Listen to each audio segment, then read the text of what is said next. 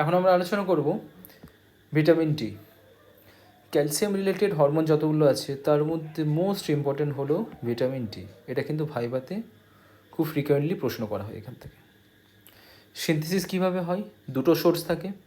একটা source from skin থেকে vitamin D synthesis হয়, and another dietary source like liver, cod liver oil, milk. এরপর আমরা জানবো কীভাবে সিনথেসিস হয়। এই ডায়াগ্রাম দেখতে পাচ্ছ, এখানে আছে সান, এটা skin, this is circulatory system, liver and kidney. তাহলে প্রথমে যেটা হয়, স্কিনে কী থাকে? 7-ডিহাইড্রক্সি কোলেস্টেরল। এই 7-ডিহাইড্রক্সি কোলেস্টেরলে যখন ইউভি রে অর সানলাইট ফল করে, সেই 7-ডিহাইড্রক্সি কোলেস্টেরল কিসে কনভার্ট হয়? কোলে calciferol or CCF. The UV rays convert 7-deoxy cholesterol to vitamin D3 or cholecalciferol. এবার এখন কি হবে? এই কোলেক্যালসিফেরল ট্রান্সপোর্টেড হয় কোথায়? লিভারে। লিভারে কি এনজাইম আছে? 25 হাইড্রোক্সিলেজ এনজাইম। এই এনজাইমটা কি করে? কোলেক্যালসিফেরলের 25 পজিশনে একটা হাইড্রোক্সিল গ্রুপকে অ্যাটাচ করে দেবে। তাহলে কি হবে? এখন সাবস্টেন্সটার নাম হলো 25 hydroxy cholecalciferol. In the liver, the enzyme 25 hydroxylase convert cholecalciferol to 25 hydroxy cholecalciferol. এবারে কী হবে? এই 25 হাইড্রোক্সি কোলেক্যালসিফেরল কোথায় হয় ট্রান্সপোর্টেড? To the kidney. কিডনিতে কী আছে? 1 আলফা হাইড্রোক্সিলেজ এনজাইম আছে। এটা কি করে? 1 নম্বর পজিশনে আরেকটা হাইড্রোক্সিল গ্রুপ অ্যাটাচ করে দেয়। তাহলে এখন ফাইনাল সাবস্টেন্সটা নাম কি হলো? 1,25 ডাইহাইড্রোক্সি কোলেক্যালসিফেরল, অর এটাকেই বলা হয় ক্যালসিট্রায়ল, এবং এটাকেই বলা হয় active vitamin D3. Proximal tubular cell of kidney, the enzyme 1 alpha hydroxylase convert to 1,25 dihydroxy cholecalciferol, calcitriol or active vitamin D3. Mechanism of action. Vitamin D receptor present in কোথায়? GI tract, bones and kidney, এগুলোতে vitamin D receptor থাকে। এরপরে vitamin D act like steroid hormone. এবার steroid হরমোনের characteristics কী? Peptide হরমোনের বললাম একটু আগে, বা ক্যালসিটোনিন হরমোনে বলেছিলাম যে পেপটাইড হরমোনগুলো কি হয়, তাদের রিসেপ্টরগুলো কোথায় থাকে? সেল মেমব্রেনে থাকে। বাট স্টেরয়েড হরমোনের রিসেপ্টর থাকে নিউক্লিয়াসের ভেতরে, বা নিউক্লিয়ার রিসেপ্টর থাকে। ক্লিয়ার? তাহলে vitamin D bind with nuclear receptor and it initiate transcription and then cellular action starts of vitamin D. এটা হলো ফাংশন অফ, এটা হলো mechanism of action of vitamin D. এরপর চলে আসি যে ফিজিওলজিক্যাল অ্যাকশন কী কী। এই পিকচারটা আগেও দেখিয়েছি, এটা হলো ক্যালসিয়াম মেটাবলিজমের পিকচার, এটা ফসফেট মেটাবলিজমের diagram. Action on kidney of vitamin D. Vitamin D কী করে? কিডনিতে যে ক্যালসিয়াম রিঅ্যাবজর্পশন হয়, ক্যালসিয়াম রিঅ্যাবজর্পশনটাকে বাড়িয়ে দেবে। তার ফলে কি হবে? প্লাজমাতে ক্যালসিয়াম লেভেল বেড়ে যাবে, সিম্পল। আর কি করে? Vitamin D increase the reabsorption of phosphate from kidney. So এখানেও কি হবে? প্লাজমাতে ফসফেট লেভেল ইনক্রিজ করবে। জিআই ট্র্যাক্টের উপর কী কাজ করে আমরা দেখব। Increase calcium absorption from GI tract, তার ফলে কী হবে? ইসিএফে ক্যালসিয়াম লেভেলটা বেড়ে যাবে। Increase phosphate absorption from GI tract, so again ইসিএফে ফসফেট লেভেল বেড়ে যাবে। অ্যাকশন অন বোন, বোনসের উপর কী কাজ করে? এটা গেল অস্টিওক্লাস্টের ডায়াগ্রাম। ভিটামিন ডি কী করে? Increase osteoclastic activity. তাহলে অস্টিওক্লাস্টিক অ্যাক্টিভিটি যদি বাড়ে, এর আগে তোমরা বলেছি তোমাদের, তার মানে বোন রিজেপশন বেড়ে যাবে। বোন রিজেপশন যদি বেড়ে যায় তাহলে কি হবে? ক্যালসিয়াম থেকে, বোনস থেকে ক্যালসিয়াম কোথায় আসবে? ইসিএফে চলে আসবে। কিন্তু তাহলে যদি ইসিএফে ক্যালসিয়াম চলে আসে তাহলে তো বোনস উইক হয়ে যাওয়ার কথা, যেটা হাইপার প্যারাথাইরয়েডিজম হয়। কিন্তু আমরা জানি ভিটামিন ডি কী করে? বোনকে স্ট্রং করে। তাহলে কিভাবে করে?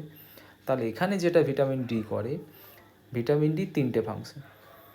ক্যালসিয়াম অ্যাবজর্পশন বাড়াবে, ক্যালসিয়াম রিঅ্যাবজর্পশন বাড়াবে, এবং এই যে ক্যালসিয়াম অ্যাবজর্পশন এবং ক্যালসিয়াম রিঅ্যাবজর্পশন দিয়ে ইসিএফে ক্যালসিয়ামের লেভেল বেড়ে গেল, তার ফলে কি হয়, ইসিএফ থেকে ক্যালসিয়ামের ডিপোজিশনটা বোনসে বেশি হয়।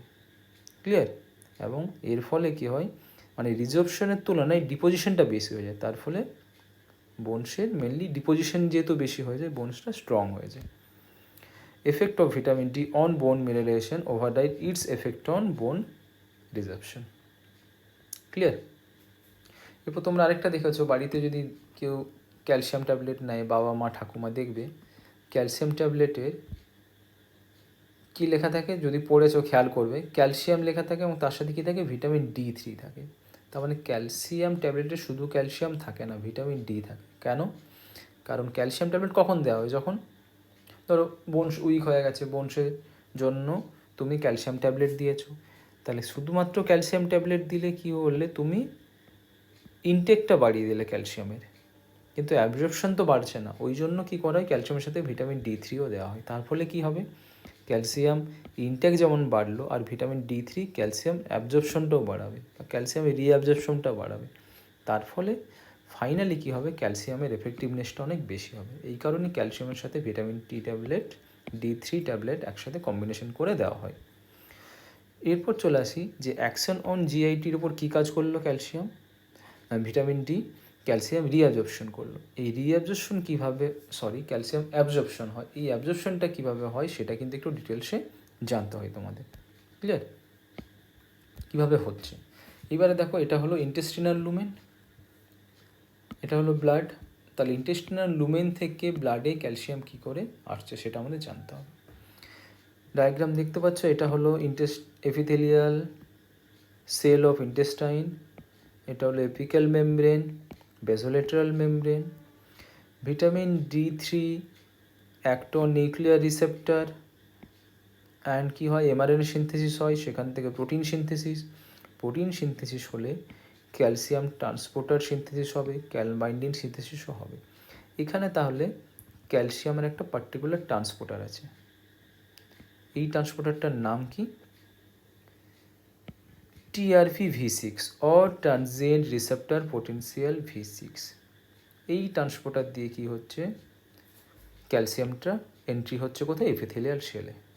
তারপরে calcium bind with calbindin and bind হয়ে calcium is transported from apical membrane to basolateral membrane. Basolateral মেমব্রেনে দুটো ট্রান্সপোর্টার আছে, একটা হলো calcium ATPase and another is sodium calcium exchanger. এই দুটো ট্রান্সপোর্টার দিয়ে ক্যালসিয়ামের এক্সিট হয়ে যায় ফ্রম এপিথেলিয়াল সেল। আরেকটা যেটা জানতে হবে তোমাদের ভাইবার জন্য, যে TRPV5 বলে একটা ট্রান্সপোর্টার থাকে, সেটা কোথায় থাকে, কিডনিতে থাকে। ওটা সেই রেগুলেশন অফ ভিটামিন ডি, কীভাবে রেগুলেট হয়। It's a diagram of phosphate metabolism, parathyroid gland, vitamin D সিনথেসিসের ডায়াগ্রাম অ্যান্ড ক্যালসিয়াম মেটাবলিজমের। আর এই পিকচারটা তোমাদের দেখিয়েছিলাম ক্যালসিয়াম মেটাবলিজমের টপিকে। কি হয় বেসিক্যালি, যখন প্লাজমা ক্যালসিয়াম লেভেল কমে যায়, কি হয়, প্লাজমা ক্যালসিয়াম লেভেল কমে গেলে, এই গ্রাফটা দেখতে পাচ্ছ, প্লাজমা ক্যালসিয়াম লেভেল কমে গেলে প্যারাথাইরয়েড হরমোনের সিক্রেশন বেড়ে যায়। প্যারাথাইরয়েড হরমোন সিক্রেশন যদি বেড়ে যায়, প্যারাথাইরয়েড হরমোন কার উপর অ্যাক্ট করে, 1 alpha হাইড্রোক্সিলেজ এনজাইমটাকে স্টিমুলেট করে। তার ফলে কি হবে, 25 হাইড্রোক্সি কোলেক্যালসিফেরল থেকে 1,25 ডাইহাইড্রোক্সি কোলেক্যালসিফেরলের সিনথেসিস বেড়ে যাবে, আর ভিটামিন D3 সিনথেসিসটা বেড়ে যাবে। এই ভিটামিন D3 কী করবে, জিআই ট্র্যাক্টে গিয়ে ক্যালসিয়ামের অ্যাবজর্পশন বাড়াবে, কিডনিতে গিয়ে ক্যালসিয়াম রিঅ্যাবজর্পশন বাড়াবে, এবং বোনসে গিয়ে বোনসে রিঅ্যাবজর্পশন বাড়াবে, এবং ফাইনালি এফেক্ট কী হবে, ক্যালসিয়ামের লেভেল বেড়ে যাবে। তাহলে আমরা জানলাম যে প্লাজমা ক্যালসিয়াম লেভেল কমে গেলে সেখান থেকে কী করে প্লাজমা ক্যালসিয়াম লেভেলটা ইনক্রিজ করে। ফসফেট কীভাবে রেগুলেট করে, increase plasma phosphate level inhibit 1 alpha হাইড্রোক্সিলেজ, এটা কিন্তু ইনহিবিট করছে, এবং তার ফলে ভিটামিন D3 সিনথেসিসটা কমে যাচ্ছে। আবার অপোজিট ফাংশনও হবে, প্লাজমা ফসফেট লেভেল কমে গেলে 1 alpha হাইড্রোক্সিলেজ ইনহিবিশন কম হবে অ্যান্ড ভিটামিন D3 সিনথেসিস বেশি হবে। তাহলে এগুলো গেল রেগুলেশন অফ ভিটামিন ডি।